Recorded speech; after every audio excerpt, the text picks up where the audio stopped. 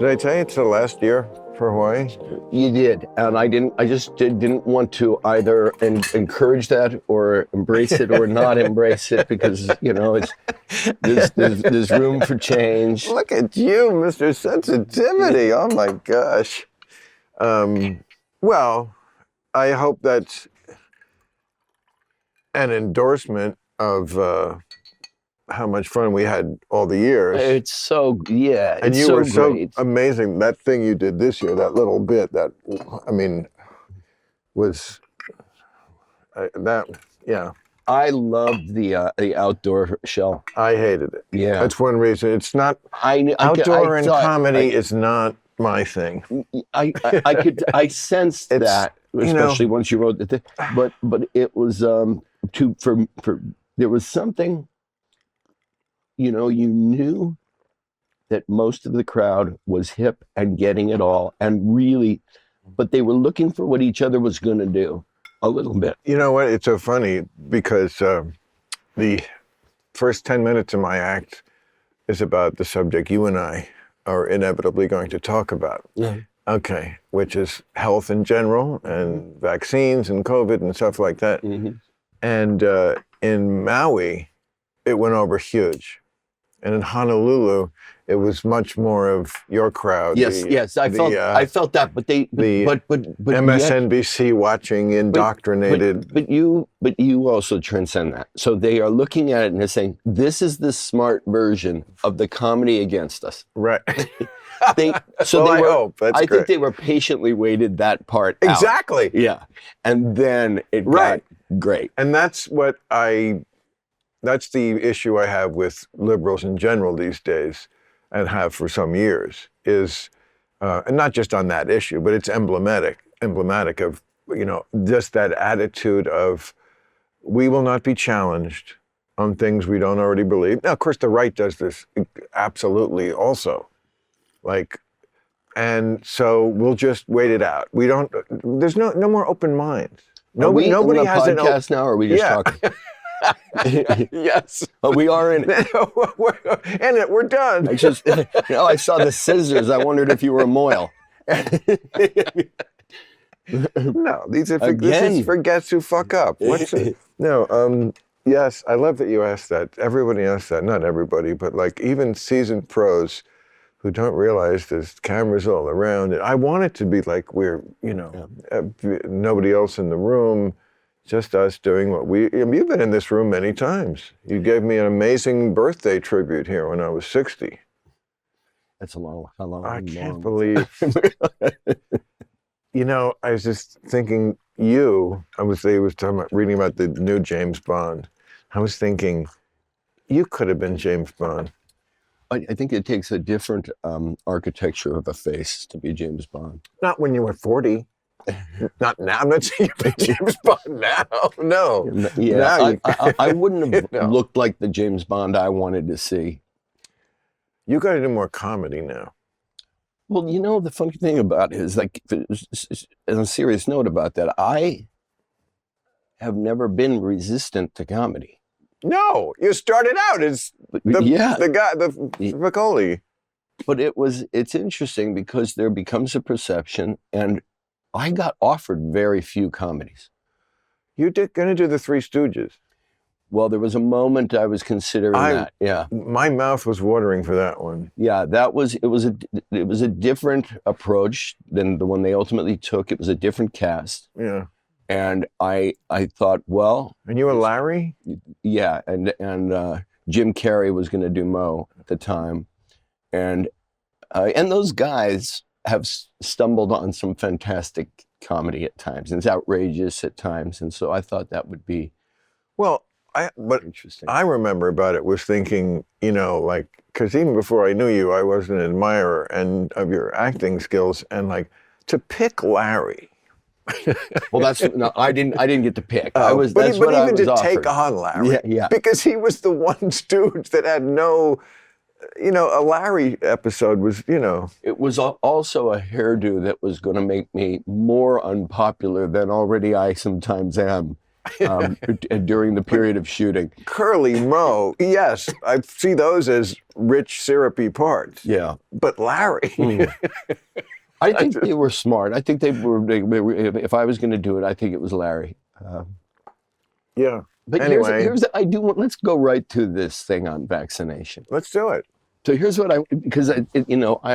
we've had conversations about it, and I've heard you in conversation with others, and then of course, publicly. Let's agree that neither of us are scientists or doctors. Correct. Okay. So one is each of us are, as we grow through life, become observers of certain things. And there are more what become those that we take the kind of risk with. So you say, okay, I trust this attitude more than I do this one. And my feeling about vaccination was always that knowing that there's a statistical possibility on either side, more than a little one on either side, that this could do more harm than good to a human body. We knew that while there was 20 years of development of the mRNA technology, and I shouldn't even say those letters, because if you ask me to put on the board the way the cell structures and the spike proteins work, I might have had retention for 2 seconds of that, 2 years. We're not scientists. Right. So what happens is that you have, what I observed was that the scientists who I was going to commit to, because I felt it was a decisive time, and I still feel that it was a decisive time at best, I believed them in ways that those who were considered on the fringes, I didn't believe, not because they were on the fringes, not because they were being silenced or not given enough voice, but as I explored them, I, as an actor who have a level of trained observation, I like to believe, I saw people who were identity seeking in terms of their dissident position on it.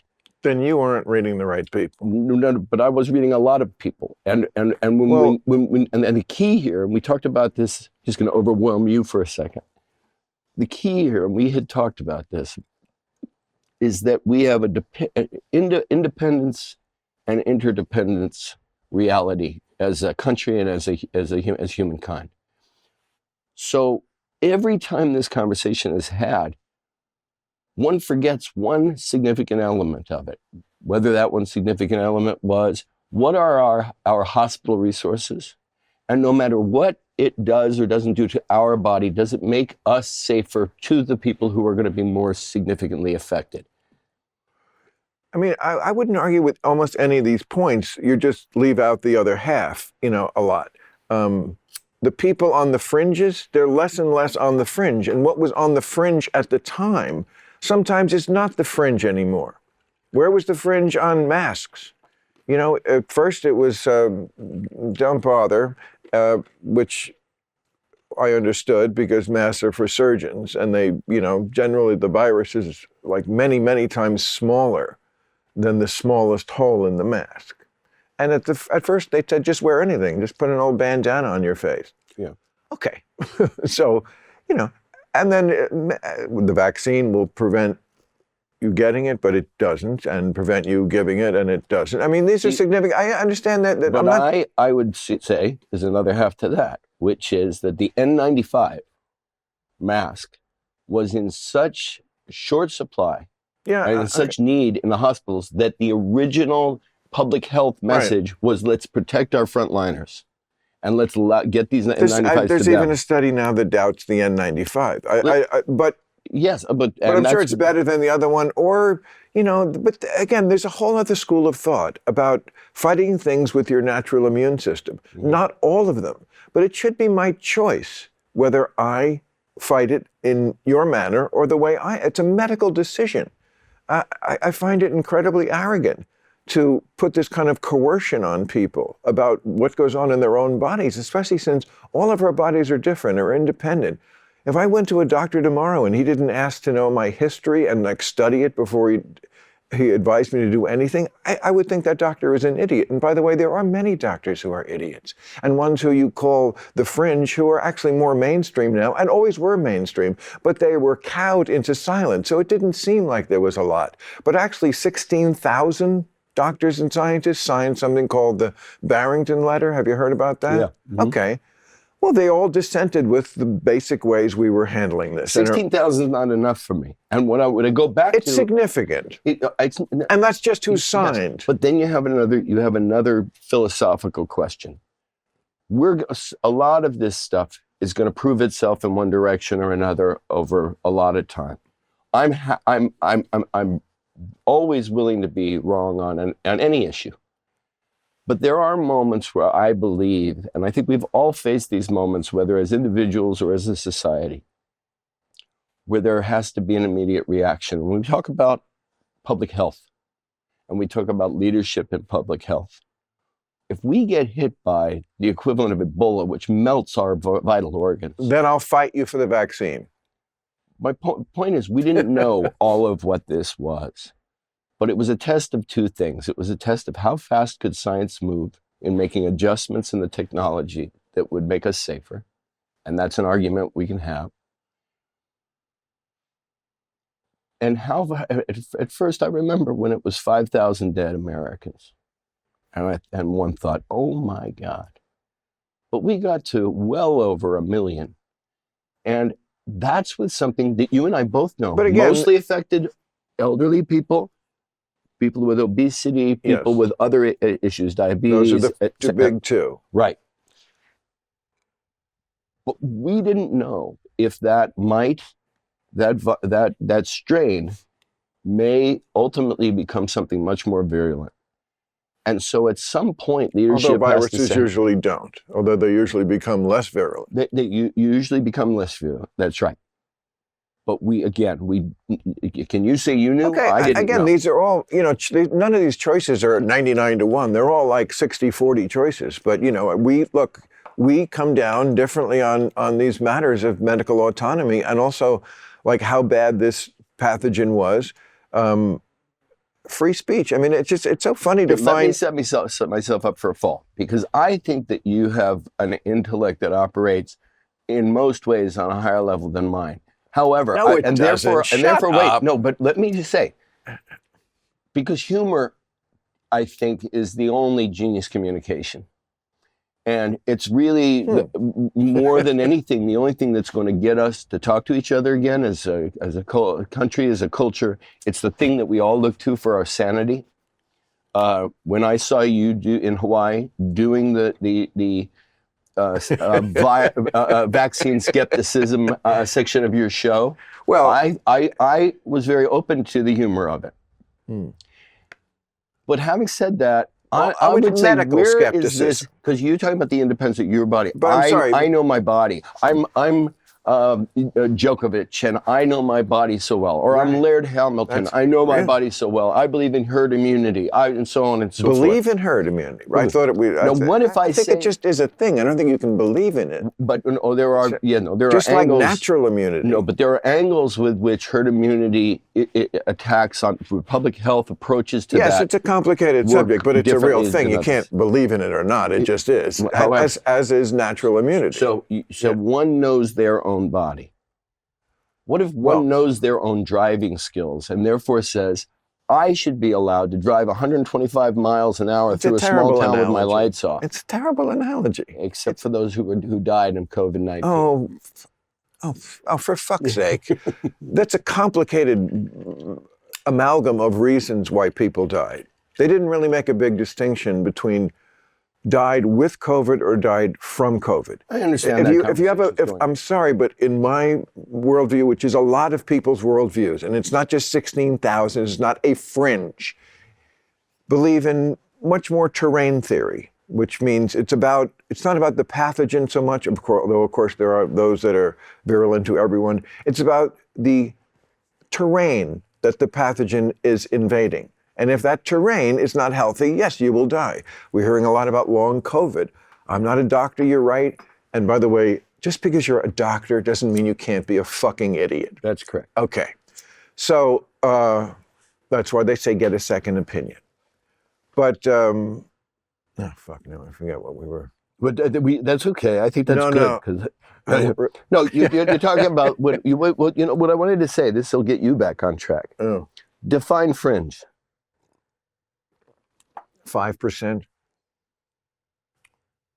5 to 10% is fringe. I would say, I don't know if this is true now. Maybe it's more, but like, I would say woke people I still think they're actually a fringe. I mean, like most of the people, like 80% of the tweets are from like 10% of the people who tweet, Okay.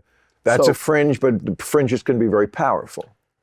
But fringe has a kind of demeaning connotation. Which is why I don't like it when you used it, because it doesn't accurately describe. Let me tell you what I mean by fringe then. Okay.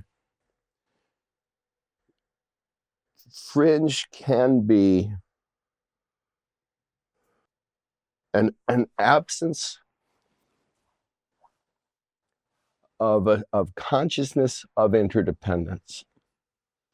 Fringe can be those who are misinformed or those who, for reasons beyond their control.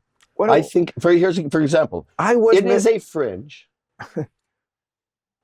that does not have a world perspective in terms of having traveled. Sometimes so for socioeconomic reasons, others for a lack of curiosity. So you only have about 28% of Americans who have a fucking passport.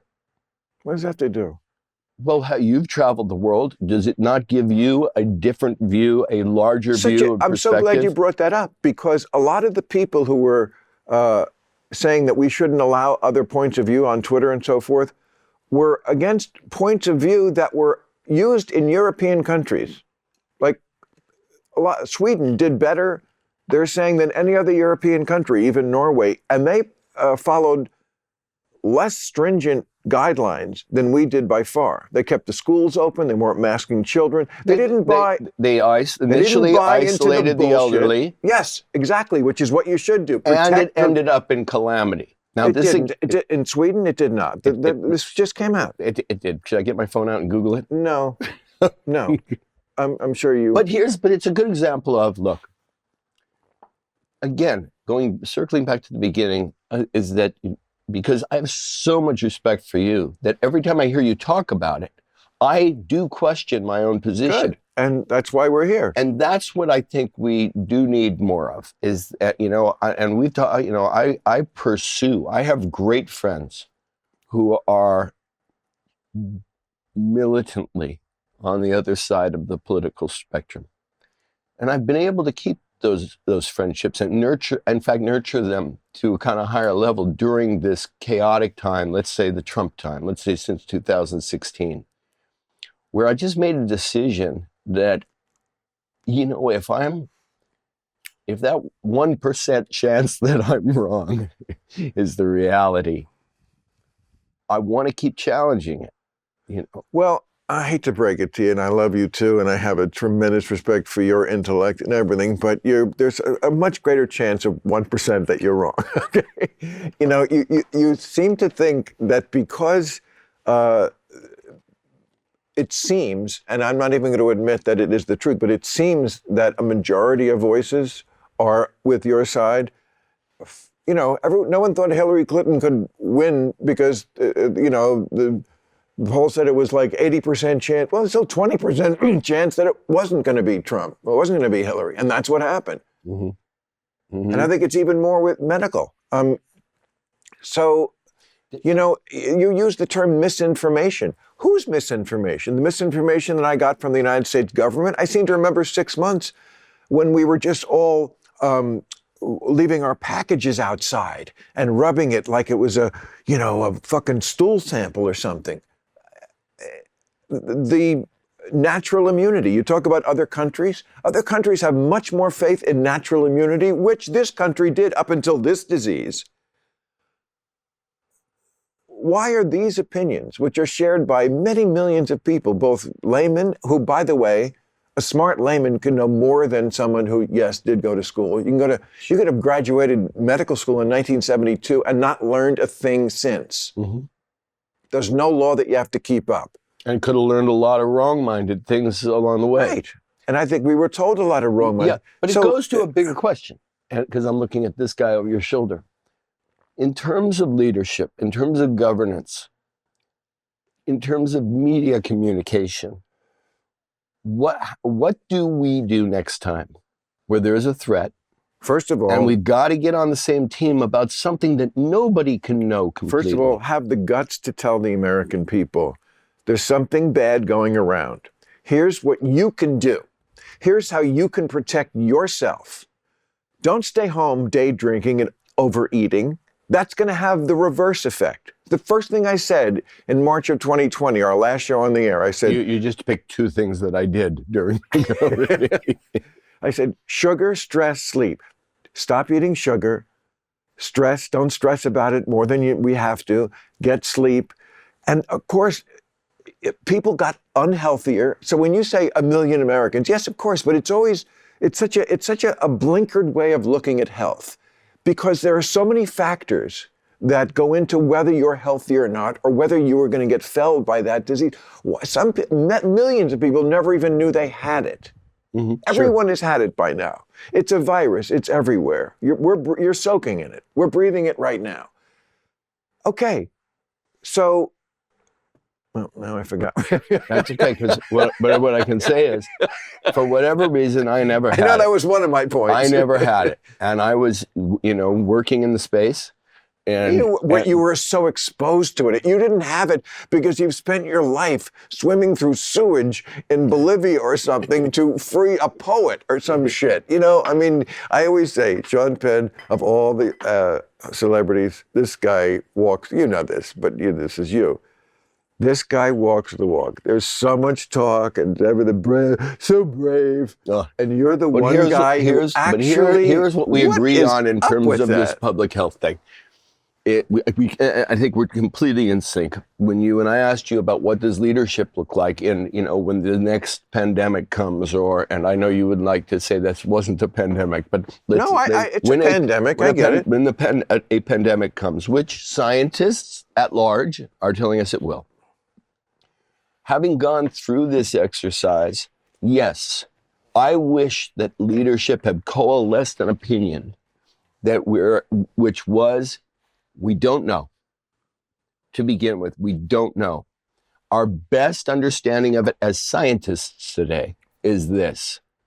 Our demand on, when it came to things like mandating, whether it was masking or distancing or testing or vaccination, that can be an endless conversation just about COVID, but as a future conversation about how we are going to be a team. We've studied the other team's movements. The other team being the virus. Okay. When a virus approaches, how do we function as a team? And I would just argue that whatever is the consensus science of the time, which could be wrong, we give it 10 weeks.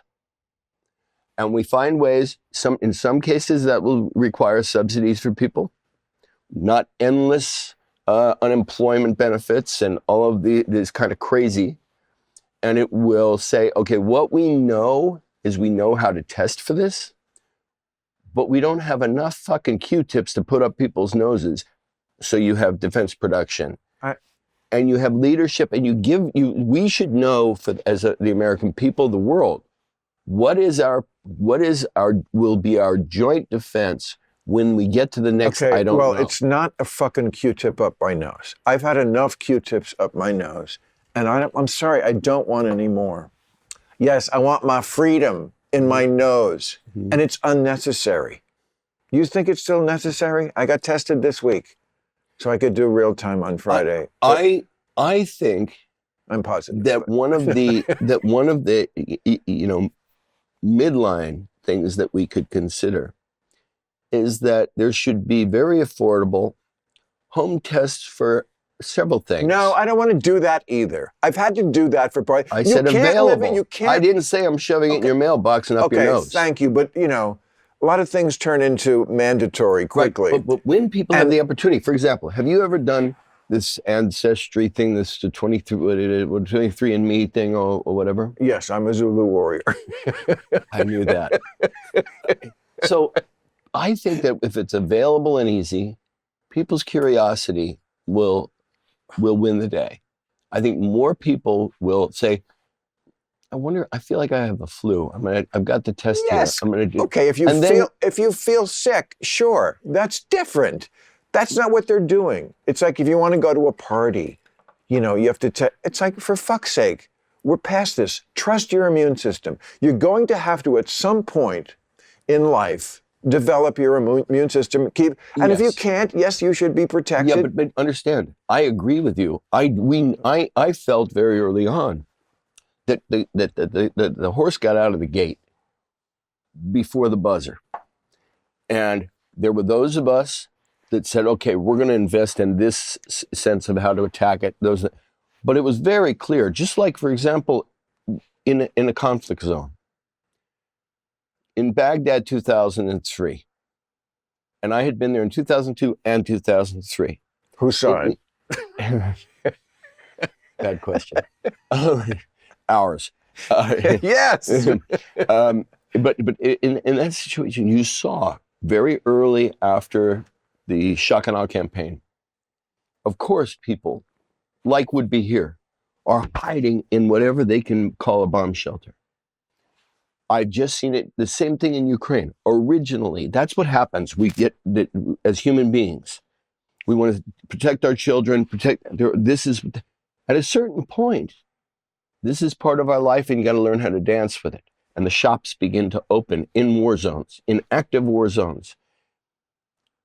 We have still not had in leadership or in media communication a sensitization to this so that we recognize, I said 10 weeks, let's call it 3. If consensus science, which is not perfect, gives us a red light warning, we should say, okay, we'll do this for this long, but there's a mental health issue that comes on after that. We've been doing consensus science. Mm-hmm. And, it's funny because the country now has revolted against some of this stuff, almost like they did during Prohibition, when they said, we just don't believe in these policies. There are policies with masking and stuff. And, of course, you notice we still make the help wear the mask because the germs know who the celebrities are, wherever you go.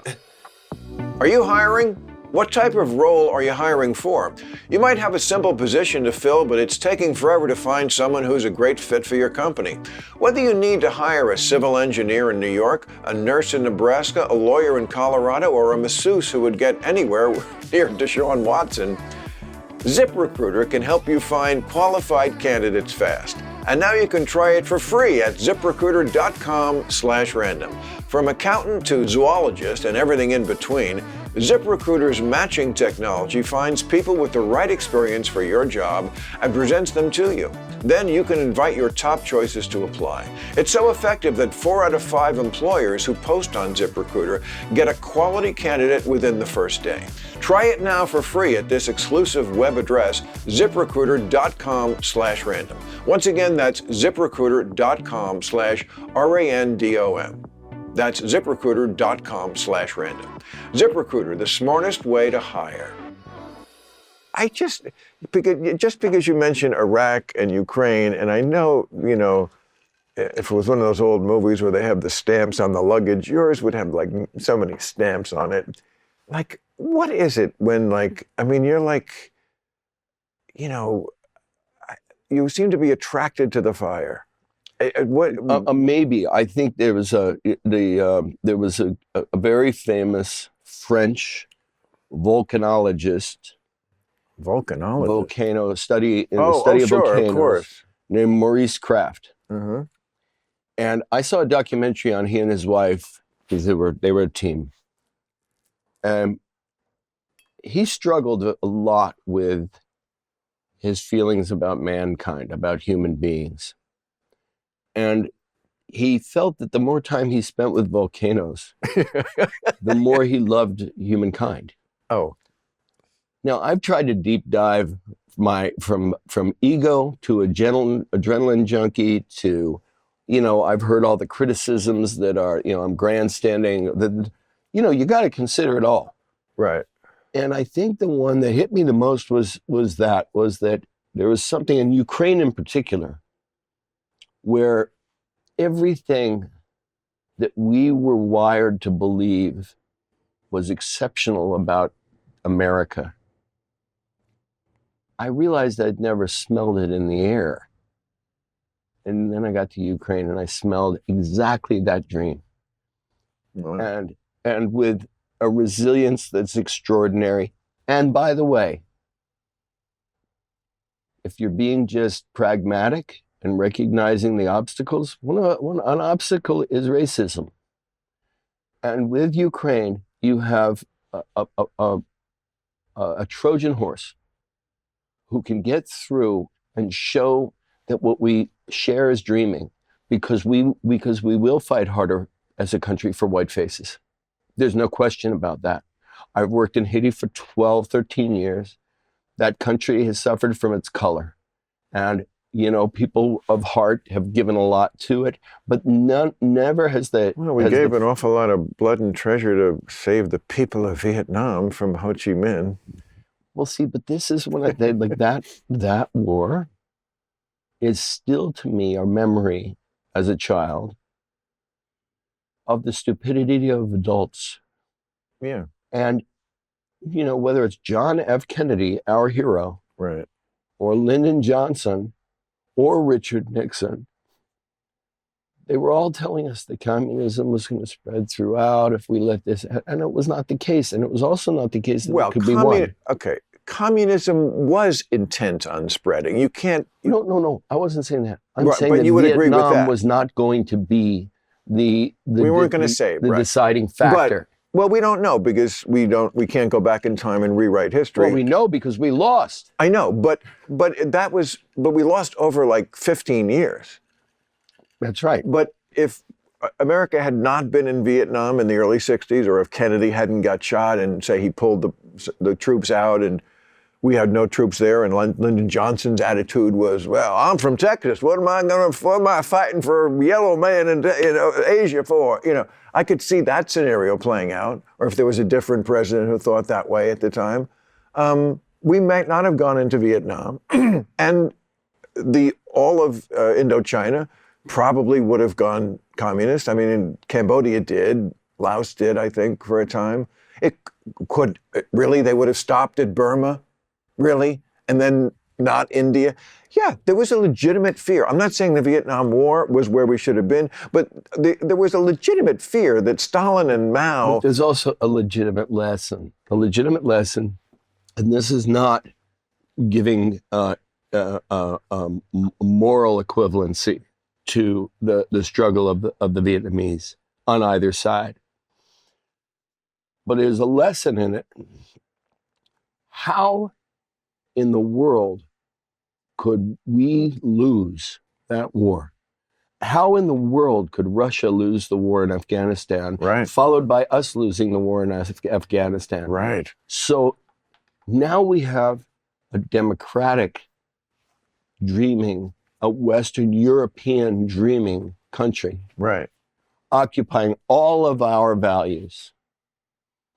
And values we used to have. And I think the thing that needs to be understood most about Ukraine, because I think it will be the most motivating thing to let it, there are only two ways that Ukraine ends up.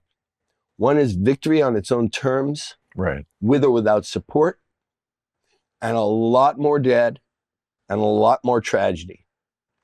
And with the United States going, we gave them one Patriot system. When I was there on one of the trips, when we were going to the east, to the front line, before we went all the way to the front line, we first went to a HIMARS charging station. And it was world news that the United States had given them a HIMARS system. Now, the HIMARS system, unlike the Patriot system, I came to learn, is very quick to train on. And they were extremely effective with them. And this was world news. HIMARS coming in from the US. The biggest border in Europe, we gave them 4. But we've given them a lot. Well, I don't know. We're going to give them more. The question is the expediency. Okay, but you can't say we've been exactly holding back. No, by mean, U.S. standards, we're doing pretty good with them. I mean, there's only well, I mean, America can't do anything quickly, but I'm guessing just because you say, oh, we're going to give you that, it doesn't have, they have to like put them on trucks, or I don't know what the fuck they have to do. But I know that I don't feel like we're abandoning Ukraine, and we shouldn't abandon Ukraine. Do you think that this Congress will abandon Ukraine now that we're in a new day? I think they will try, because it's anything the Democrats want, they will be against. So, you know, Fox News is already kind of pro-Russia, a lot pro-Russia. So, well, I think that's been going on for. I mean, there's a lot of, and this is not just coming out of me, but out of reading. You know, for 30 years we have been wanting to comfort ourselves that the Russian threat is over for a long time. No, Mitt Romney was dead on. Dead on, and everybody made fun of him when he said the biggest threat is Russia. Mm-hmm. But what do you make of your boyfriend Oliver Stone, like being so down with Putin and Russia? Where does that come from? From an old lefty, went to Vietnam. Fought in Vietnam. Here's what I would say about Oliver Stone, and just to make it a bigger picture, the parts of Oliver Stone that I think should be embraced. Oliver Stone is an iconoclast by nature. One looks into his background, and there's a kind of won't be fooled again anger in there. Yes. He owns that. He did put out a public statement separating himself from Putin after the invasion in Ukraine. His fascination with Putin, I think, was to challenge America's sense of exceptionalism. I think that he needs to be... It's a silly way to do it. Well, you know, I don't know if it's just silly. I think his provocateurism will ultimately have a productive legacy. We used to have a contest when we first started Politically Incorrect, called Politically Incorrect or Just Stupid, because people would do things that were just stupid. And there's a line, you know, I could see how the untrained mind could not get where that line was, but that was the point of the ad. Some things are politically incorrect because they're true, but I'm saying them out loud. And some things are just fucking stupid. Yes, I can get a rise out of you by saying, I think we should legalize cannibalism. It's just stupid. Yeah, okay. And backing Putin is just stupid. It's not provocatorial. It's just, not looking at the reality. I challenge the phrase backing Putin. I think what he did... He was licking his ass in documentaries, and I like Oliver Stone. I think he's a genius filmmaker, one of my favorites. The one you did with him, all of them. Here's what the other side of that is, because I would challenge the idea that Oliver is stupid. I would didn't say stupid. I said this is stupid. He's not stupid. But I think that he finds himself quite authentically as a vessel of skepticism, specific to his own patriotism, that he is an American and he an individualist. And I don't think that Oliver Stone feels, and I'm not going to argue on his behalf or against him, that here's what he's not. He's not a people pleaser. Well, great. Who's he going to back next? Hitler? Hey, I'm provocateuring. Hitler, great orator. He was. Well, I mean, you know, the Trump-Hitler analogy, of course, like anything, is an eye roll for many reasons why he doesn't deserve to be compared to Hitler. No, he's not a mass murderer. He doesn't even hate the Jews. But who are we talking about now? Trump. Oh, but no, he's self-absorbed. But where the Hitler analogy completely works for me is Hitler in the conference room when they're pushing the things on the map of, you know, and the generals are telling him like rational things, and he is saying, no, I don't care that we need to retreat. All the German soldiers will stay on the line until the last. That's where Putin is right now. And that's where, yes, that's where Putin is now. It's the kind of same mentality of Trump. The people around him are like, this guy's nuts. I can't work with him. Yeah. Well, in one case with Hitler, he was evidently shooting methamphetamine the whole time. And with Trump, he was shooting McDonald's the whole time.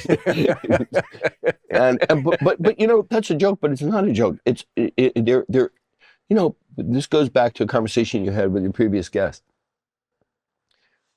We're all learning exponentially now in our lifetime about mental health. We're all thinking about it. And it was not a great big topic of conversation in the 30s and 40s. We're always swept under the rug. Look at the Kennedy kid. So you would look at the nuances of a character and it would create charisma because it was different. You wouldn't recognize it as sickness. Now we're in a time where some of us believe that we very early on recognized the sickness in Donald Trump. Oh. I never didn't see him as a guy 4 blocks off the Vegas Strip selling cars, or a failed magician with this blondie hair and his tan. Right.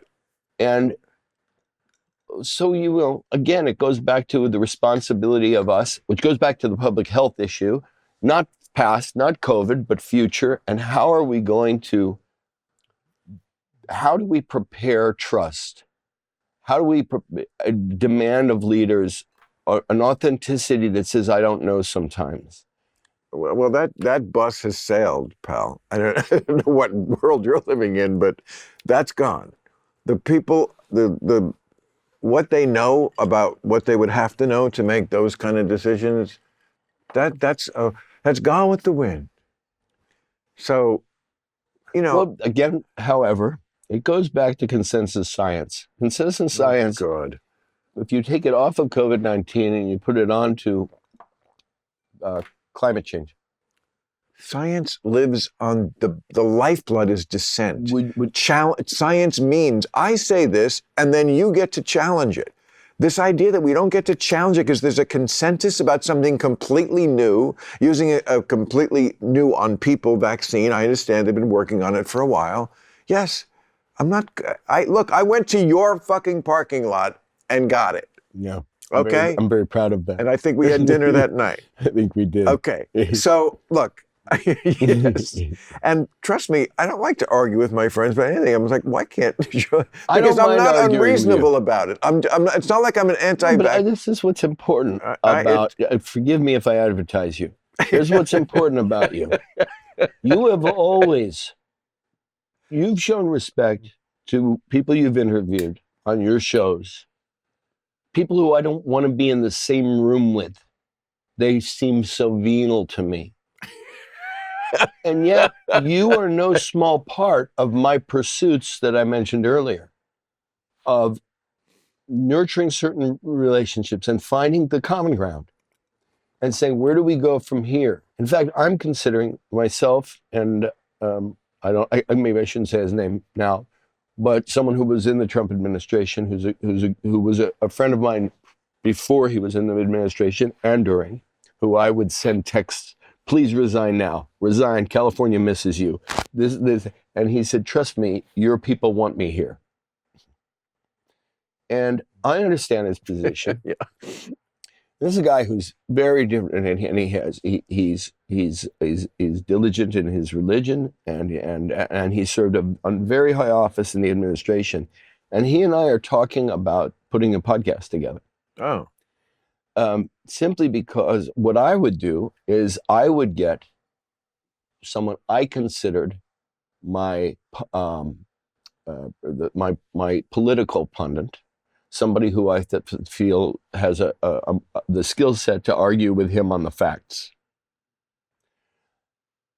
beyond mine. And he would get someone as a cultural person, a non-political person, who is on, for the most part, his side of the tracks. And that could create a conversation we need, because if we don't start talking to each other, we're It's funny you mention that, because Club Random is thinking about forming a network and having an umbrella of other podcasts that we endorse, and maybe you'd like to be part of the Club Random family. We'll talk offline.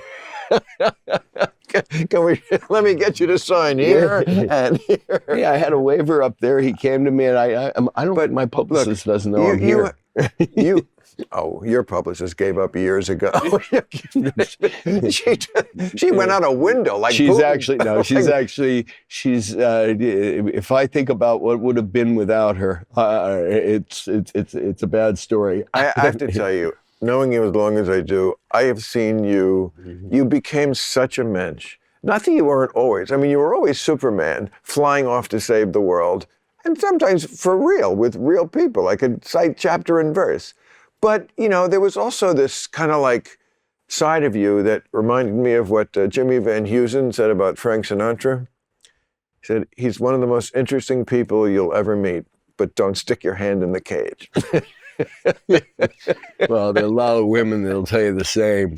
And that's how I thought of you. Yeah. And like in the last 10 years, that's just not you. You're just a cuddly teddy bear. You know, I realized something, and this is, you know, It became whether we're so- talking about the fucking diabolical pandemic or the wars of this place and the horror that's happening, we got to be 90-10. We got to be, I think we can talk and chew gum at the same time. Yes. I don't believe in this idea of joy without pain or pain without joy.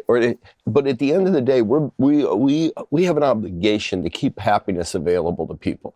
Like a human obligation, a parental obligation. And that will create its own hope. And for me, at 62 years old, I wake up in the morning and I am determined I'm going to live the fuck out of this life. Good for you. And I'm going to be kinder than I was yesterday. I'm going to hear my kids better than I did yesterday. And you know, there's no perfection to this science either. Right. But there was a turning point for me. I see. I mean, it's yeah. And it also shows that people are not done living at 50. You know, this country is so ageist. And because most people, because of ill health, let's not get back on that, but you know, when you say 1 million died of COVID, again, health is very complicated. There's so many factors that go into it. Yeah. So many things are going on in your body, genetics and what you eat and how many metals are in your body. I could name 1,000 things, industrial pollution, what you did in your 20s, you know, all these things, how many antibiotics you've had, all these things go into it. So, you know, when anybody says this caused 1 million deaths, that was a factor. It's like when people said, here's an analogy you'll appreciate for this. Let me just finish this. When people said Reagan won the Cold War, Reagan didn't win the Cold War any more than COVID killed 1 million people. Any more than he proved trickle down works. It's played its part, but it was a coalition. Kennedy won the going into Vietnam. I know it was a horrible war. I agree, but it did stop the communists in their tracks. Okay, so lots of people won the Cold War. Reagan came in and he played his part in the final episode. You know, I'm going to raise the defense budget, and these people are too poor to keep up with this. He was right about that, and he was right that it was an evil empire. Nothing more evil than communism. You know, the 2 points that come to my mind that I'm retaining. You're going to finish. Go ahead and finish. But that's my analogy to COVID. It's like, yeah, COVID did play a significant part, but it's more complicated than that. Yes, and the two things I'll mention are Diane Sawyer. In fact, I forgot the second one, so I'll go to Diane Sawyer. Many years ago, you know, we all loved Diane Sawyer. Sure. We don't still? I mean, you know, I still have a crush. Really? Diane Sawyer? Oh, come on. Stop, don't lie. Absolutely. Don't lie to me. Oh, stop it. But hear this out. She was doing a side job, like, I don't know, she was working for 2 networks or whatever she was doing. She had one thing where she was doing just human interest stuff. She was a dominatrix. I wish I knew the truth behind that. So she wanted to meet because she wanted to sell me the idea of putting a hidden, this is when I was at the epicenter of the beginning of the paparazzi phenomenon in this. Oh, way back. Yeah. And I was getting in problems and arrested and the epicenter. I love the way you dress up punching photographers. Well, no, but I mean, because of the person I was married to at the time, I know. Drew You a were lot of punching attention. photographers. Come on. And so we met in New York in a hotel, bar, Oh. and not room, not a Weinstein type. Was she married? Isn't she married She to was Mike Nichols. Mike Nichols? Hey, Brilliant. No, I wasn't going to win. No, I didn't try. I mean, just out of you could have won, but just out of respect to his body of work, don't fuck his wife. But I'm I just did saying. accept the meeting Just for the graduate. Because what she wanted to do was ask me to put a hidden camera on in one of those kinds of situations where you're coming out of a restaurant and the paparazzi are hounding to get a kind of. And she wanted me to, participate in this story that way. Wow. And I was interested in my head of being an actor. I didn't see it coming. I overreacted to certain things. I should have avoided other things. There were all those things that You were young, dumb, and full of cum. We all were. It's correct. not. You don't have to apologize. Correct. And it wasn't anybody I hit that I regret. Exactly. But I regret hitting. There you go. You can do both. Exactly. So and regrets are good. So we sat there, and very few. quickly I told her, just as fair play, I don't want to do this. But that was early in the conversation, and we continued the conversation. And she said something that I never forgot, because we were right at the moment that the wall had come down. And I had spent time in West Berlin. That's the Berlin Wall for you kids. Yeah. I had spent time in both the West and the East, going through Checkpoint Charlie in the early 80s. Of course you did. Of course I did. And this kind of ominous thing that happened when you cross through Checkpoint Charlie from this alive culture of West Berlin into the East, where it was so depressed, so austere. And she said, it wasn't primarily perestroika. It wasn't Gorbachev. It wasn't Reagan. It wasn't Solidarity in Poland.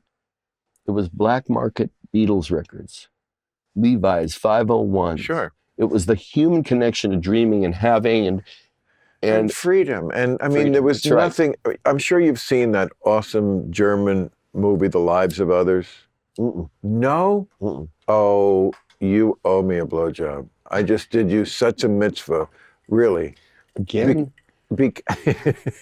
Because you're going to love this movie as a director. I mean, it's so perfect. Well, my assistant's watching in the other room up there. No, I'll text you tomorrow. The Lives of Others. The Lives it won of the Others. best It won the best foreign language movie. I miss a lot of movies. You probably gave the award out at the show anyway. but it's about East Germany under Erich Honecker and the Stasi, and where literally every third citizen is spying on the other two. Right. It's just no way, psychologically, it would be almost worse to starve or have some physical pain, what they put these people through. This is one reason why the Russians are so fucked up. The old joke, which is just the beginning of the problem, they pretend to pay us and we pretend to work. When your whole society is based on something that is not real.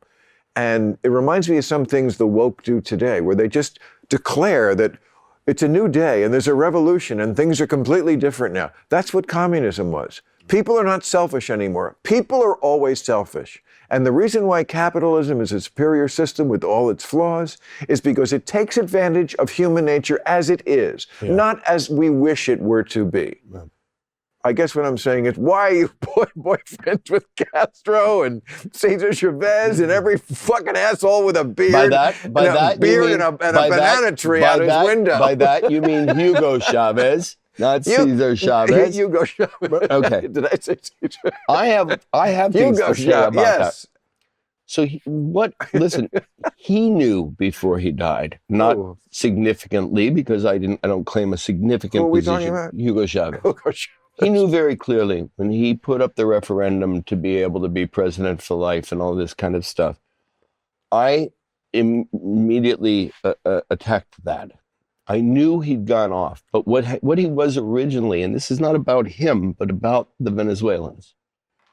What he started with in leadership, I think we actually talked about this on one of your other shows at one point, is you had literally 80% of the country had no national identity at all, no access to healthcare, no access to education, none, not bad education, no education. And so a person, call him Hugo Chavez, with a movement and prison time for a coup attempt where he was nearly killed. This is not just some I hate America, I'm going to control my country like with an iron thumb guy. This is a guy who was himself a dreamer. And he gave people an identity. I was there and not with a minder. Yeah, but what he didn't give them was food. Okay, what he didn't give them, ultimately, the food crisis happened later under Maduro. And Maduro can be accused of being a dictator. He can be accused of being a bad manager. He's certainly the inflation rate under your boyfriend Chavez was something like 27,000%. Let me just say, I will tell you very clearly that Hugo Chavez was my friend. However, your boyfriend Hugo Chavez is not an applicable term. He was my friend, and he was in a position, fortunately neither of us have to be in, that he found himself in, that he pursued.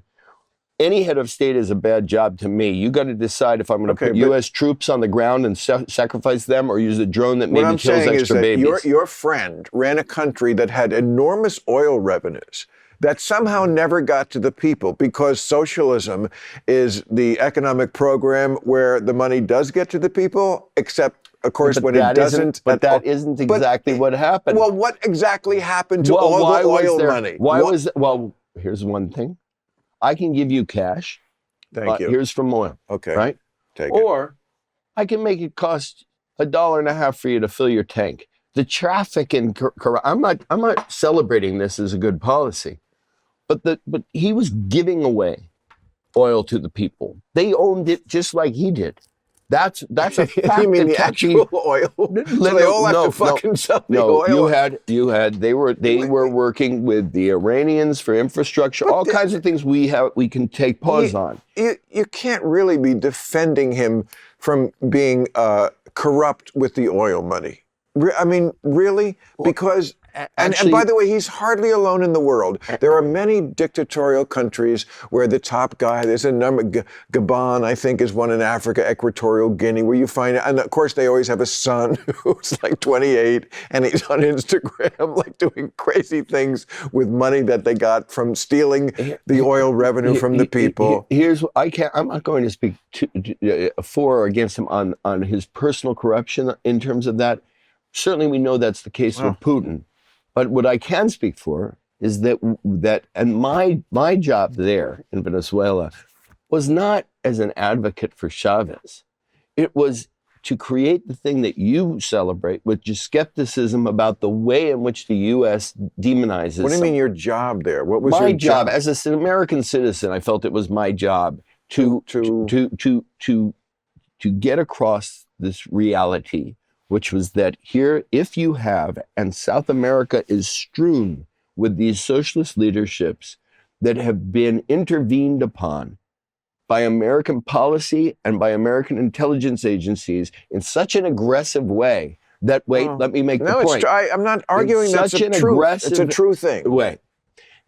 An aggressive way to the point where we were supporting dictators in Chile who were electrocuting the genitals of people. And another true thing is that other people in the world have the same thing happen to them and get over it at some point, or more quickly. Maybe some people just do things more quickly. Again, this is not as an apologist for Chavez's policies this way, or his decision-making process. But his decision-making process is one we should study, because when you have no trust, and when you feel, and you have good reason to believe that the U.S. is trying to kill you, because we had done it before with Pinochet,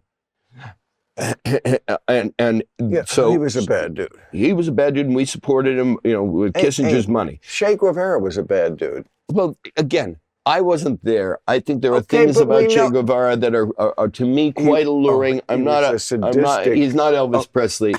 He's definitely not. But I think he's but he's on as many T-shirts. But again, for example, let's go to Giuliani. Can we agree that there was 10 minutes where Giuliani represented more leadership than the White House did? When 9/11. When he did 9/11. There were 10 minutes where you and I said, oh, wow. So what I'm saying about Chavez is his original 10 minutes meant something that we've not been willing to look back on. Here's what I would say about Giuliani. He did, certainly when he was mayor of New York during that crisis, did a fine job. And I would always give him credit for that. But my question about that is sort of the same thing I've always thought about Captain Sullenberger. Remember who landed the plane? Sullenberger, yeah. Who again did a fine job. My question, as opposed to what? I hit the Empire State Building, or you tell me that the World Trade Center's been hit, and I say I've got a meeting in the other room. I mean, no, two completely different things. No, they did well, but they were like. No, you can't compare. Of course, they're different. No, but let me look. What is the significant difference that makes me moved by Sully Sullenberg? I'm moved too. Is that he put in the 10,000 hours on a skill set, not on a vanity set. Okay. Not on a blusterous leadership set, and I'm going to take on the mafia because I need your attention. Your Oscar. No, put it on the mantle with the other ones. He put in the fucking hours. And you hear it. Yes, you hear it when he's on the radio, and he did that for us. Hey, straw man isn't here. I don't hate Sully Sullenberger. I'm saying he did a great thing. He did it great. He threw a fucking 40-yard pass, zinged it right in there, and they got the score. But it was 4th and 18. What else would? He kind of had to do that. Look, but we would agree. But we would agree that charisma, arrogance is charisma in America, and when it's in harmony with America at a moment, like Giuliani was, he's going to have a high point despite himself. Sully Sullenberg is going to have a high point no matter what. I'll be at the Kiva Auditorium in Albuquerque. Let me read I'm not that even for ending you. the show. I'm going to be at the Kiva Auditorium in Albuquerque on January 28th. And I'll be heckling.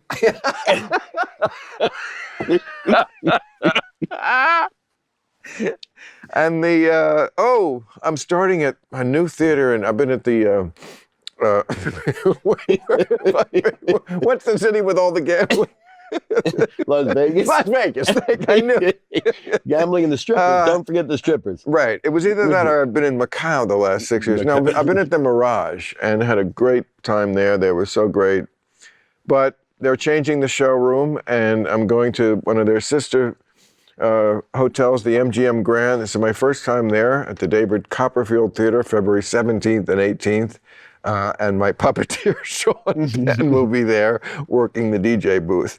And February 25th, the Hard Rock in Sacramento, Wheatland, California, actually. I hope you didn't. I thought I'd just do that, and maybe you wouldn't notice. I'm like, he's had enough drinks now. Maybe you wouldn't even notice that I'm doing this. I'm still not sure the show started. Yeah. Oh, that's good, Corn. Yeah, I gotta say, comedy is king. Yep. I'm telling you, you're at the perfect age now. And, it's interesting the way you see, look at De Niro.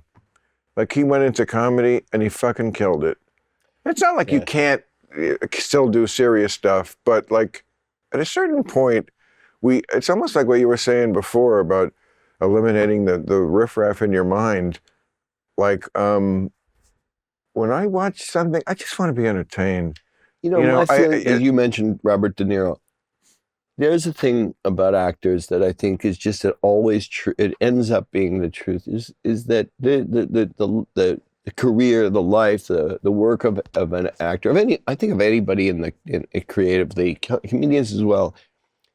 It's the body of work gets absorbed no matter what the chronology is. In his case, he did very few comedies, and then he, after Midnight Run, everybody said, "Oh, wait a minute," and nobody at that time, nobody thought that America's most gifted dramatic actor was going to become its biggest comedy star. I mean, it was not, and he had that in there the whole time. You think that's what started with Midnight Run?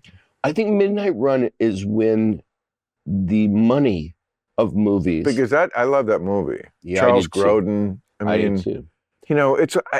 Here's a sad thing about the times we live in. Almost any movie you mention, not any, but so many, the immediate reaction from someone you're talking to, if it's a private conversation and it can be real, is, oh, they couldn't make that today.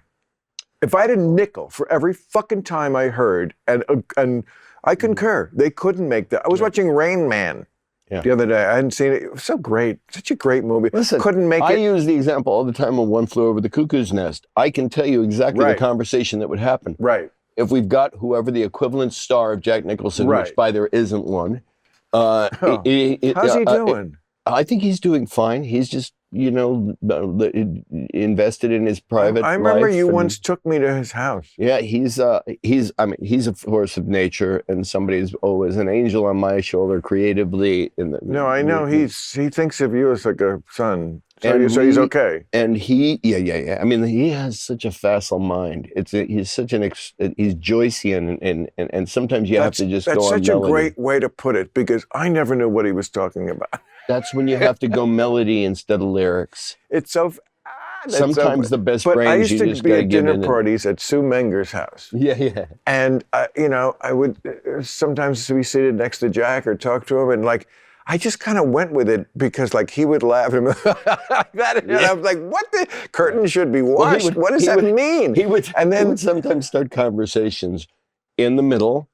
And it's like, well, Old Red. He's such and such. And already you're off center because you don't know Old Red. Exactly. And if you went whenever you shifted and you went melody, you just had a genius. He's Jack fucking Nicholson. He can be a mental case in his private life but if he wants to Cuckoo's all day long. Is I can tell you literally what the conversation would be. Yes, we want to make this film. Yes to the budget, but he can't die in the end. And also it stars Amy Schumer. No. Hey, I'll take Amy Schumer any day. I love Amy Schumer. She's fantastic. Yeah, she is. Over a lot of what ends up happening. Oh, if you've never seen a 30-minute long sketch she once did in black and white, filmed like a movie, called 12 Angry Men Inside Amy Schumer. Okay, please. Now you owe me two. Now you owe me 2 blowjobs because you are so gonna love this. It's a parody of 12 Angry Men, and it's all. And then the cast is like amazing. Like, I'm surprised you're not in it. Like all these like name people are the Angry Men, and they're deciding whether she's hot enough to be on TV. And instead of a knife on the table, remember Henry Fonda with the knife? It's a dildo. It's the best like sort of parody thing I've ever seen on television. Well, it's interesting because I don't know her well. I've known her a little bit, and I do have a sense of her. And I've seen her where she had me completely hysterical. I've seen things where I wasn't sure I was following it, but I get a sense, if you got a group of soldiers. Culture soldiers together of 10, she'd be in them. She's gotten something special. And you think we need culture soldiers? Well, it's an interesting phrase. I think we do. I feel like when I hear, it sounds to me like social justice warrior. And no, you know what it is? It's what my version of it, it's Bill Maher, who says things I agree with, who says things I don't agree with. But where I feel I'm getting that I'm being recognized as authentic because this person accepts themselves as authentic. And I look at comedy like throughout the COVID period, it was a sanity keeper to the degree I could keep sanity. It was you. It was Dave Chappelle. It was, a handful of others who, Bill Burr, where you sat there and you say, I'm not even in a world where I have to agree or disagree. I just have to see authenticity. Well, the 3 of us that you mentioned there, we're all people who call out the woke a lot. So I feel like that is a little bit of a contradiction in you. I feel like you instinctively want to go toward that direction because you have that tingling feeling in your balls for any sort of thing that's like says there's social justice. But at some point, that movement veered into authoritarianism. Well, and that's why the word woke, which originally was fine, alert to injustice, I'm down, always have been. But it became an eye roll because it morphed into something. News for the woke. Yeah. You can't find that thought when you're 150 meters from the Russians, when you're Oh. seeing the devastation and the vaporization of human beings. Now I owe you a blowjob. You are not going to remember all the pronouns. So that I've been preaching that. See, there, I know you have. There we can like, and you're the one guy who can say it because again, We'll see. you walk the walk. But Sean, I mean, you said you're 62. Mm-hmm. How long can you? I mean, when I think about traveling to Ukraine, like the first thing that would cross my mind is peeing. I will not have enough opportunities to be able to do this trip to the front lines. No, let me tell you, front lines. That was an 8-hour drive, and you're not going to piss in the trench. I can't even.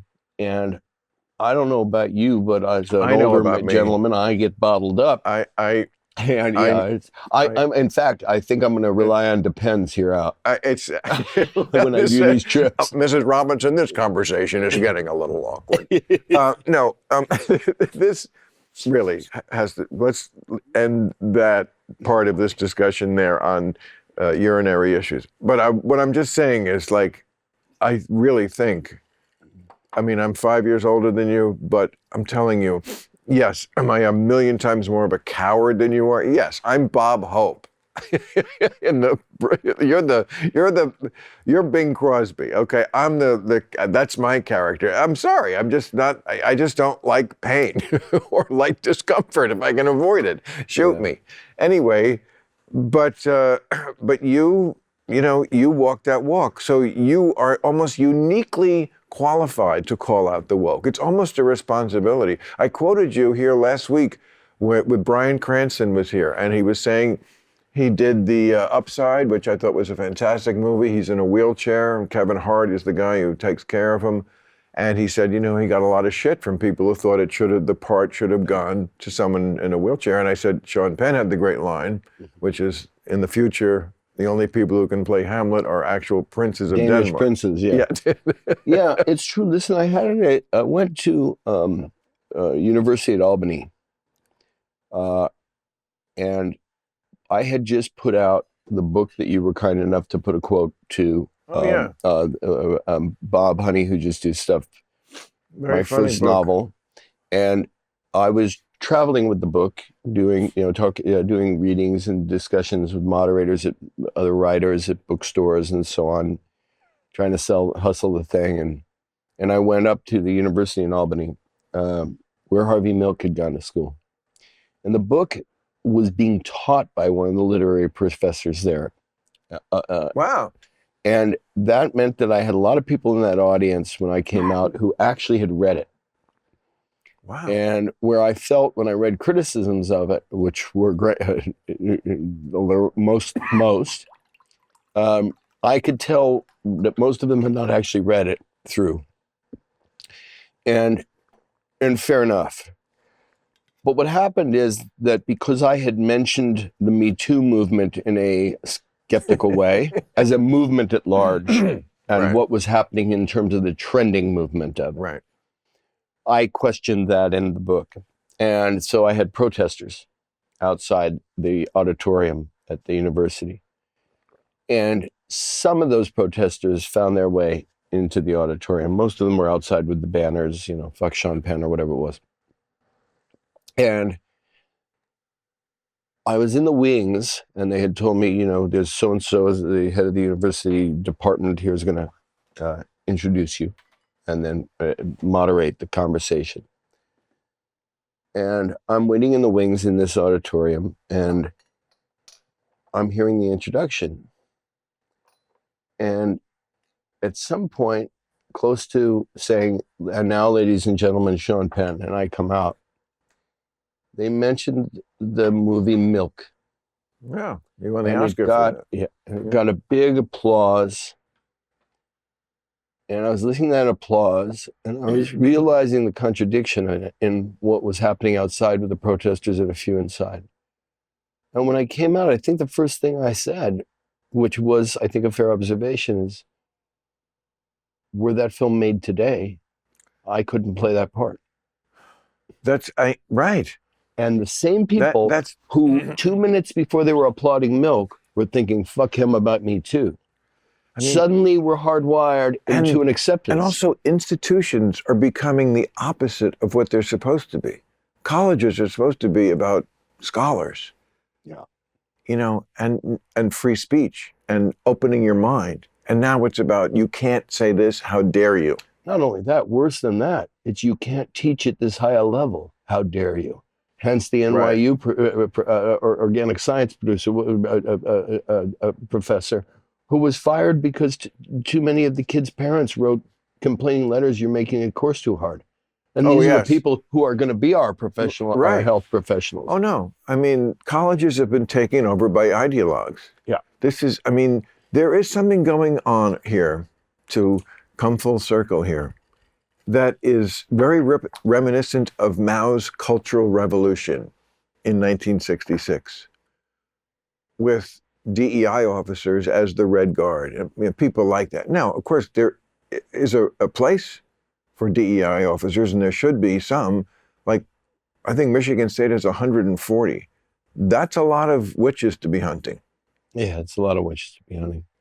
It's a big investment in the hunting of witches. It's well said, exactly. So, you know, that doesn't make me a conservative to point that out. Mm-mm. I just always want to keep it real. Listen, and you know, we've talked about this before. You know, whenever people applaud their socialism, and they use that word, I want to fight them, because we know from every experiment around the world of socialism, it doesn't work. Oh, capitalism is not sustainable. There are, if your grandmother is alone at home and someone breaks in, she calls 911. She doesn't have to put her credit card down when the police show up. That's socialism also. Yeah. But don't call it that. Well, shut the fuck up and just communicate policies to people without relying on the trending titles and all the bullshit that so many of the... Yes, there is a perfectly rational... It would take 2 seconds to explain socialism in the rational way, which is America is already quasi-socialist, as it should be. As it should be. As every Western democracy is, and most other countries in the world that know how to do it right. It's not just Western countries now. But yes, there is places where the military is socialism. This is going to be the battle of the next month with the debt ceiling. Yeah, of this course. is going to be the battle. What is bigger socialism than making tanks we don't need? It's because it's a jobs program in districts that make tanks, and they want to keep making them even if the Pentagon says we have enough already. That could not be more socialistic. So, and then we have a lot of excess socialism. I mean, what was the bailout of the pandemic? $6 trillion? Really and most of it was stolen. We know that. That's a little hard to take. So, yeah, we have socialism already. I've always thought we should have socialized medicine in more along the areas that we can. By the way, these are sellable stories, right? If you don't call them socialism, or at least a public option. It's just, I mean, how the Republicans fought that one, I never understood, because you're supposed to be for freedom, options. We're not even it's not mandatory. No, just a option. It's in the word, public option. It's just an option, and of course they won that battle. But look, to be in a time where Adam Kinzinger, Liz Cheney are an anchor into civility. Well, you know, I come on. I see that, I think, is the wrong fucking attitude. We admire them because there was a bridge too far for them, which was, no, you can do everything, but you can't try to say an election didn't happen the way it did. You can't. That's the way to banana republic. Those are what I call good as it gets Republicans. I have Bill Barr on the show Friday night. He's my lead guest. A lot of people won't like me just even platforming him. But like, what fucking good does it do to just say that these people are irredeemable or deplorable or they can't be reached? Or, I mean, I could argue with Bill Barr about a million things, and I'm going to hold his feet to the fire about one thing that always fucking stuck in my craw. What is that? That is, when the Mueller report came out, He gave a summary, which was unnecessary because he was provided one by Mueller, didn't want to use that, provided his own and said Trump was cleared of obstruction of justice when Mueller plainly said, we're not clearing him. We're just saying he's not guilty. So he made an informational mistake for sure there. An informational mistake, a purpose, anyway. But the thing that people don't talk about enough when it comes to the Mueller report and Mueller is clearly, and I understand this, most people don't understand the culture of service-oriented people, especially when it comes to military, chain of command. Those are things that we are benefiting from in a great way as a better way to organize it than other ways that we've come up with so far. So you have a guy like Robert Mueller, who is an extraordinary civil servant, both in his military history and his post-military history, who recognizes the chain of command. And most people, I'm sure as we sit here tonight, still don't understand probably what I think is the most important thing that Mueller was never going to tell us. He said from his level that there was no way to indict a sitting president. That was not law. That was Justice Department policy. I know. I made the same point. I know. Yeah. Right. But Bill Barr, anyway, the point is, I could argue about a million things. Yes, I'm going to bring this up because I'm sorry, but he's got to answer for Santino on the causeway. Other than that, what point is there to just get into like this, I hate you, I can mention all these things I hate about you, versus like, he came to do the show. Yeah. He, in other words, I have to accept that there is a certain conservative personality. I think the personality comes before the politics. You're just born with a certain chip, or it has to do with where you're from, but sometimes it's just a chip in your brain, and you're a conservative. He's Bill Barr. He's a conservative. That's him. Pipe and slippers, turkey dinner, Christian. Come on. It's just a type. Yeah. Stop being angry that's the type. Yeah. And of course, a certain sort of politics comes out of that type. Also, if your agenda goes into the abstract and rather than the tangible, literal, obvious, if it's, I want tomorrow better for everybody, I don't know how we get there, then the starting point. They would say they do. But the starting point is the same starting point in a relationship between two people. Interesting. Yes. Being right is overrated. Right. Well, it's like, how do we move the ball forward enough to get a first down? Okay. That's what we should be doing in everything that we're doing. We do an investment in citizens politically. You're a marrier. So you think being right is overrated is, because when you're married, you have to give that view. I've earned that view because I've always been right, Bill. I know, and I'm not arguing that. I'm not arguing that point. I'm just saying when you're in a marriage, you have to pretend that you're not right, even when you think you're right, because it's about keeping the peace. Am I right? When you're on planet Earth, you've got to at least accept that you might not be right.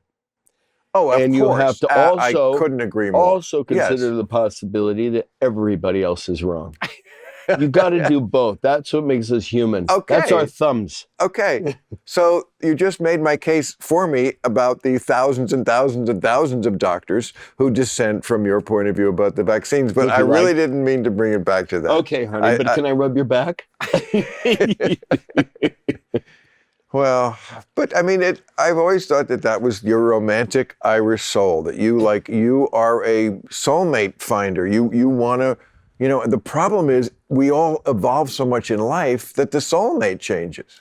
Yeah, and,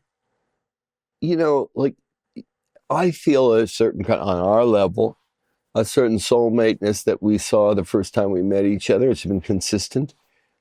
And I look back on relationships, there's a lot of ego that gets in the way of things and all of that, but there is a lesson to be seen if one looks for it, which is that whether we're talking about our worst enemies or our best friends, the best thing we can do for our children is finding commonality. And every time we try to do that, every time we do that aggressively, we get such a reward. I'm so There's glad to hear. always I'm a so glad reward. to hear you say that, because I don't always think of you that way, because maybe it's from Team America: World Police. Which, by the way, I never saw that. It's the best. But it's my son's favorite movie. It's almost my favorite movie, and those guys, the South Park guys, I don't really know them. I met those guys, and I ended up writing a letter to one of them that he exploited. He used it publicly when they were putting out Team America.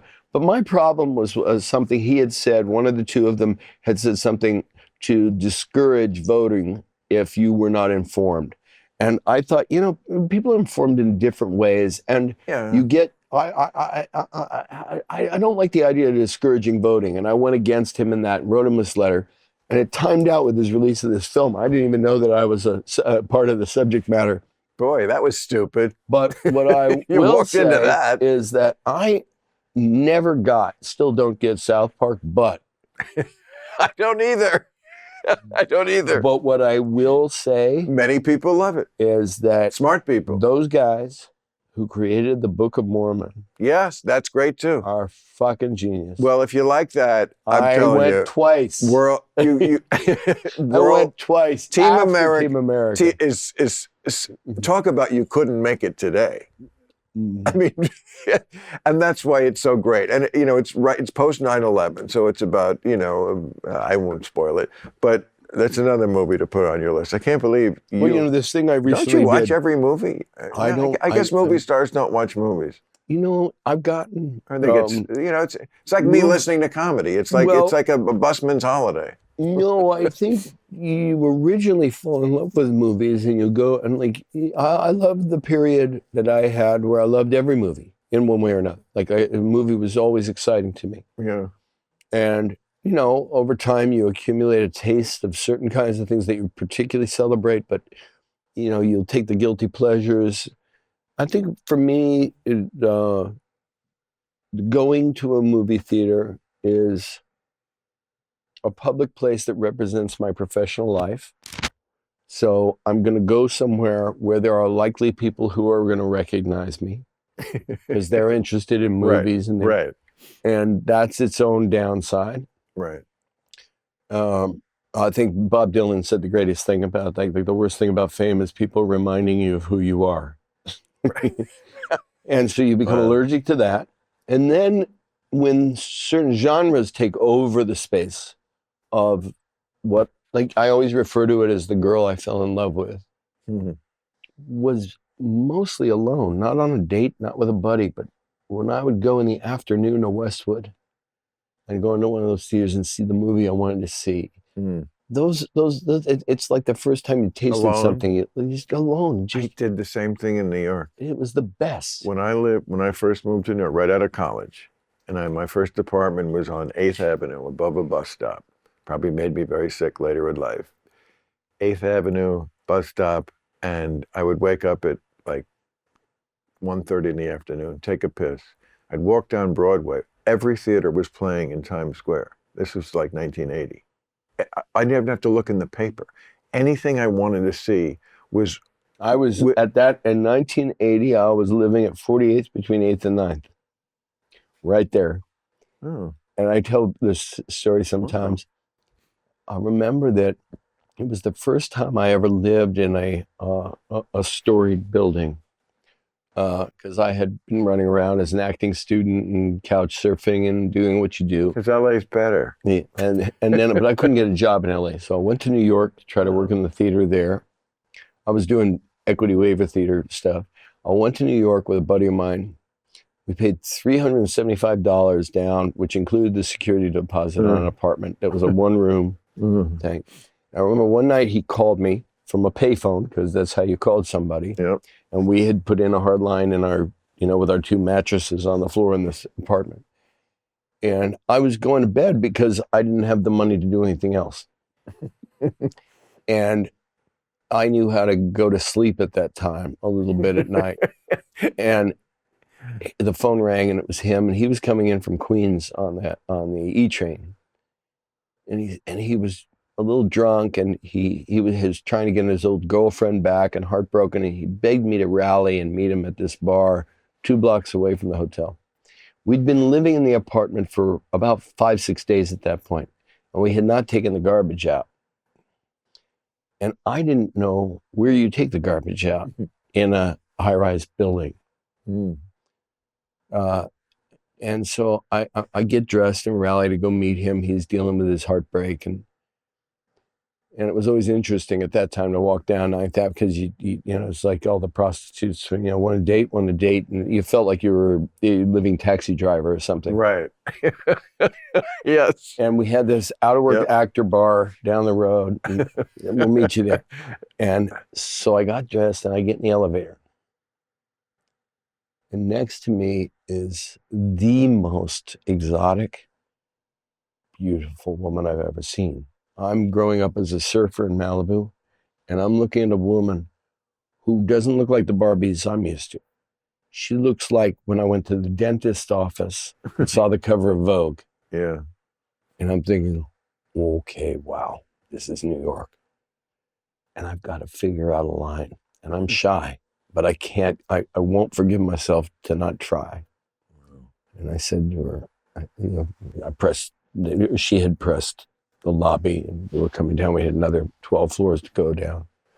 And the elevator starts going down, and I got to come up with something. And my line was, do you know where the garbage goes in this building? Did you have her with you? And her response was, yeah, you take it right down to... It was a man. And I'm hearing Lou Reed in my head, take a walk on the wild side. Yeah. I take that story to mean a long overdue celebration of us being whatever we want to be. A woman, a man looks like a woman, a fish, a tree. Yeah. You know that the kids in school can now identify as a tree? I'm not kidding. I'm not joking. Listen, I identify as a person who calls Donald Trump she or her. I identify as a hot dog bun who wants its own bathrooms. We got to get a hold of there's a silliness to the woke culture that's gotten out of hand. Not to load a burden on your shoulders, but honestly, sweetheart, it is really more incumbent on someone like you. All the liberals who are privately tell me we agree on all this stuff, who are known liberals. The reason why you're in Team America, World Police, is because you're a big star. It was Alec Baldwin was the head of the Film Actors Guild, or FAG. That's what I'm just quoting the movie. Well, they're pretty irreverent. That's okay. I mean, the reason it was you and Matt Damon, it was the stars of the day, just like it was the stars of the day in 1985. It was very low-hanging fruit, is the argument I'd made while I was punching Matt in the face. What I'm saying is you have the cachet and the credibility as such a revolutionary that, when you say it, it means a lot more than when I say it, because they know I don't pull those punches on either side, but it's a lot of this nonsense will only stop when the enablers allow it to stop. And, listen, I remember when you and I had dinner that night at that tower, and the ladies from the magazine came by and we were talking, and you've been. Yeah. I don't want to name people on a thing, but it was a big magazine publisher, editor, fashion-involved person. Oh. And they came to the table briefly, and it was at the moment that a young woman, I can't remember what the thing was, but she had been canceled for texts or high school that in high school or something. Probably Alexi McCammon. Yes, she was a rising star on MSNBC. Yes, and then slaughtered. Right. And you sit there. So listen, I mean, it's flattering when you say, someone like you can say that. I don't know that. I don't have any grasp of a credibility. I know that I have people who alternately Well, agree I'll with give me, you. and others. Can I give you an analogous example? I think Sure. Woody Allen. Almost everybody turned their back because he is accused, although not proven to be, and many of us think it's ludicrous that he actually is this thing, a pedophile who started at the age of 57. Okay. But most actors just completely caved. They caved. It was And so. It was such an. Scarlett It was so Johansson, God bless her, no, was like, fuck you all. But wait. I'll Well, work with him whenever I want to. And, we live. Scarlett Johansson So uniquely love her for that. is intuitively on the right side of almost everything. Oh, good. She's a very unique character. Oh, good. And someone I have. Well, that certainly would indicate that to me. I have deep respect for her. And she also took very strong positions and, during the Me Too period. I think she alone bridged reality. If she alone was the voice, we would have been in a better position. Yeah, she sounds like this whole. We all use the word pendulum, the words pendulum swing, and we're hopeful that there's and I'm certain that there's a pendulum swing. I don't know. I don't know when it's going to happen. Everybody I know, like in your age range, is constantly complaining to me, like I'm the confessor, about how much they can't stand their uber woke children who are like teenagers or early 20s, and they're like, they just can't, they just want to slap them. Well, and to that I say, deep breath. Yeah. Because they'll get over it. You think?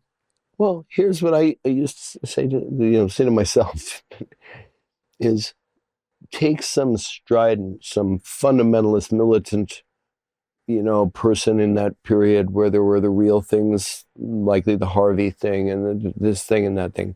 The Woody thing never made sense to me because I've never heard watching forensic files of a pedophile who only did it once. So it just never made any sense to me. Really? In a house full of adults. Yeah. It was. In the middle of a custody fight. It's in the middle of a custody fight with somebody who adopted every child they could find, right? And whose brother was doing time for a pedophile. Whose brother exactly. And from a woman who had a giant motivation to be revengeful. No denying the vengeful. Yes, no denying beyond comprehension. Right. But and exonerated by two different investigations. That's all I'm saying is like Hollywood is a bunch of fucking cowards. And I'll tell you something else because I do have to wrap this up. And because I have to pee. And I have to pee too. But I am telling you, Sean, I swear to God. My belief about people in show business, I love them. I love show business. I'm so glad I got to be in show business. But when people ask me, I'll say it straight up. The default setting for anyone in show business is a complete idiot. Most people are complete idiots. Well, especially actors. Wait. Since you have the ability to cut, you can edit this and put it in this. So I'm gonna just share this with you before we go pee. We'll cross swords. No. So. There was a meeting. I was driving to the Mojave Desert from Northern California with my son. We had our dirt bikes strapped in the back of my El Camino. We were going to stop for the evening in LA at the Four Seasons. Oh. He was going to go with a friend of mine to a movie. I was going to go to a meeting down the street from the Four Seasons at L'Hermitage Hotel. And the meeting were the people who were being called traitors at the time. Those who were very vocal about the invasion of Iraq on the basis of weapons of mass destruction and all that. And I don't know who's comfortable with me naming them, so it doesn't matter. But you can go back and Google the group who were on the billboards on Sunset as traitors and so on. And Gore Vidal was going to hold court with that group and have a little group think. And I got my son with my buddy, and they were about to go off to the movies. I came downstairs at the Four Seasons, and I ran into Michael Moore. And I was going to this thing, and I thought, are you going to this? He didn't know about it. I said, what are you doing? He said, I was going to take a walk. I said, have you ever met Gore Vidal? I had not met Gore Vidal at that point, but I wanted to. And he said, no. I said, come with me. And we went, and it was a group of about 15 who were just sharing their positions and their experience and their thoughts on where we were headed. I don't know that it had a particular agenda. It was more of a commiseration that somebody had organized, because you could count on your fingers who the people were that were standing up. And Michael, as a latecomer, stood quiet for most of it. At the end of it, because he was at the Four Seasons, because the next night was the Academy Awards, and everyone knew, Vegas knew, he was going to win for the Columbine movie. Mm. But having made the Columbine movie, having that as a focal point of his public discourse, things had accelerated in Iraq, and he had shit to say about that. I remember. So he came to this thing and he said, and he opened it up at the end of the conversation. He said, I have a speech written if I win for tomorrow, which people say I'm going to. But does anybody have any input as to anything I might add to it? And I will say my idea, and Michael can confirm this, and I think we both wish he'd done it, was to just thank the Academy, acknowledge those who had suffered in Columbine and were suffering, and those that were lost, and be grateful that that this group was going to add impact to that conversation. Mm-hmm. Well, one last thing. Could everyone in this room for time and perpetuity who believes the U.S. should invade Iraq, please stand up for the cameras for the 300 million viewers? I mean, they booed him as it was. Yeah. That would have been an indictment that would have been done us a lot. Well, he's the last guy you can say he doesn't have enough balls, because that guy's got huge balls. He's fantastic. That's an intimidating room. But you remember when you were with him in Hawaii, when I brought Michael to Hawaii? Yeah, when we did the totem, yeah. Yeah, wasn't that? And he was also on stage with you. Yeah. No, he's a I know hero. you got to pee. I just want to tell you, like, I started to say this, like, most people at showbiz are idiots. But there is, I would also say about showbiz is, the creme de la creme is creme. Like the directors who last, and the Spielbergs, they're there for a reason. It wasn't anybody can get lucky for 2 years or 5 years. Yeah. But the careers that last, like yours, that have this kind of endurance over decades, it's because the cream does rise to the top. I mean, this town is full of bullshit, but it adores talent, and it does elevate it, usually correctly. I mean, I can certainly find some casting choices I didn't agree with, but mostly they find, that's their job, to find the good people, which is why it's a shame I couldn't see Dustin Hoffman equivalent in Rain Man today. Yeah. But I just want to wrap up by saying, like, this, yes, it's mostly idiots, but the people who are smart in this business, like you, and you could be not the A-listing swashbuckler that you are, and you would be just as interesting to talk to. Your head is just a font of knowledge, and I'm just not going to interrupt that thought and say thank you. All right. Well, I thank you, and I thank you for doing this on like short notice. Club Random. And good luck with your career. Thank you very much. Back at you. Club Random.